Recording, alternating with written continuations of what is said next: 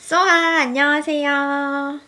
이 영상을 보고 저를 처음 보시는 분들을 위해 잠깐 소개하자면, 저는 3년 동안 회사를 다니다가 퇴사를 하고 유튜브와 취준을 하면서 열심히 사는 일상을 브이로그에 담고 있습니다. 최근 제가 새벽 기상하는 브이로그를 담으면서 가장 많이 받는 질문이 무기력할 때는 어떻게 해?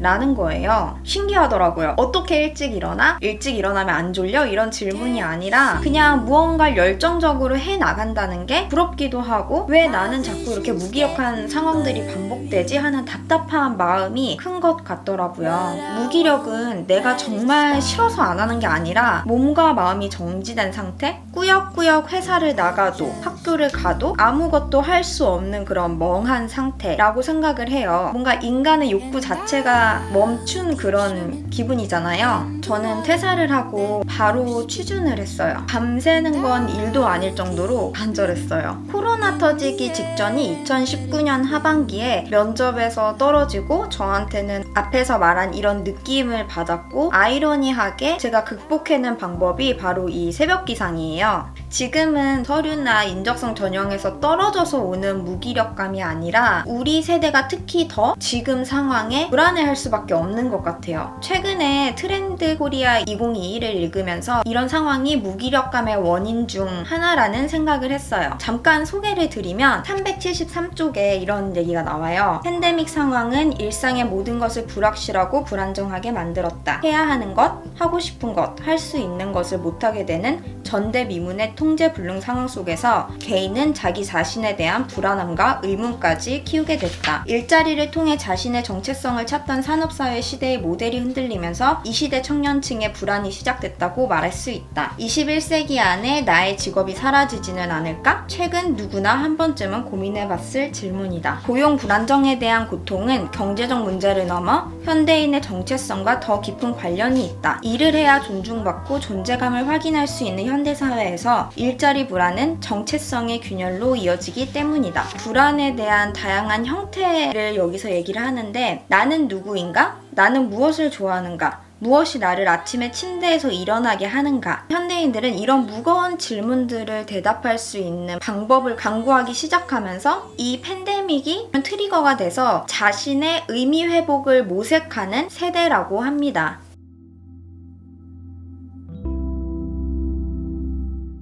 제가 이 문구에 정말 공감했던 이유는, 제가 회사를 다닐 때에도 더 좋은 조건으로 경력직 이직 면접을 봤을 때도 항상 머릿속에서 이런 질문이 있더라고요. 계속 이 직업을 갖고 있을 수 있을까? 그냥 지금 편하니까 이런 생각들 하지 말까? 현재를 좀 즐길까? 그러기엔 너무 불안한데? 라는 질문들을 항상 머릿속에 갖고 살았습니다.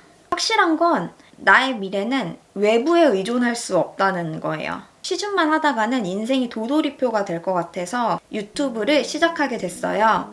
그래도 분명한 건 사회조직 안에서는 배울 것이 많고, 여기서 배운 것들로 미래에 내가 어떤 일을 하던 써먹을 수 있다는 거예요. 저는 여전히 사회의 경험을 통해서 배울 게 많은 사람이고, 그렇기 때문에 계속해서 취준도 해나가고 있는 거예요. 결국 저한테는 취준도 유튜브도 자기 개발의 일환이고, 이를 통해 저는 발전해왔고 앞으로도 성장해 나갈 거예요. 어떤 분은 하루 종일 집에 있는 모습을 찍는 브이로거가 정확히 말하면 경력 단절자인데 어떻게 발전을 했다는 거지? 라고 생각하실 수가 있겠더라고요. 요즘 들어서 정말 신기한 게, 새벽 기상을 한 이후로 많은 변화가 있었어요. 먼저 물리적인 시간이 생기니까 유튜브를 꾸준히 할 수 있었고, 또 꾸준히 유튜브를 하다 보니까 유튜브 관련 일을 맡아서 지금은 용돈벌이를 하고 있습니다. 직장인이었다면 상상하기 힘들었을 텐데, 소하이로 타 채널에 출연해서 인터뷰도 해보고, 사실은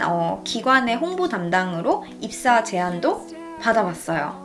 그리고 저는 내년 상반기에는 유튜브 관련해서 전자책을 준비하고 있습니다. 제가 앞에서 말한 이런 것들은 고작 6개월 동안 한두 시간 투자해서 만들어낸 결과들이에요. 저는 새벽 기상을 하면 보통 월요일에는 일주일의 계획을 세우고, 나머지 요일에는 이 계획들을 실행하는 데 집중합니다. 새벽에 하는 독서는 이 계획들을 수행하는 데 아이디어를 얻어서 적용시키기도 하고요. 또 최근 김승호 대표의 목표 100번 쓰기는 제가 왜 이렇게 지내고 있는지에 대한 분명한 이유를 알게 해줍니다. 예전과는 다르게 내 미래가 불안하고 걱정이 되기보단 기대되고 설레요. 또 좌절하기보다는 어떻게 해서든지 문제를 해결해 나가보려고 열심히 돌파구를 찾는 제 자신을 발견했어요. 저한테 새벽 기상은 인생의 터닝 포인트고 굉장히 좋은 영향력을 주고 있기 때문에 이 영상을 보시는 분들에게 저는 새벽 기상을 추천을 합니다. 제가 유튜브를 하면서 하나 목표가 있었는데 그게 선한 영향력을 발휘할 수 있는 사람이에요. 선한 영향력 추상적이고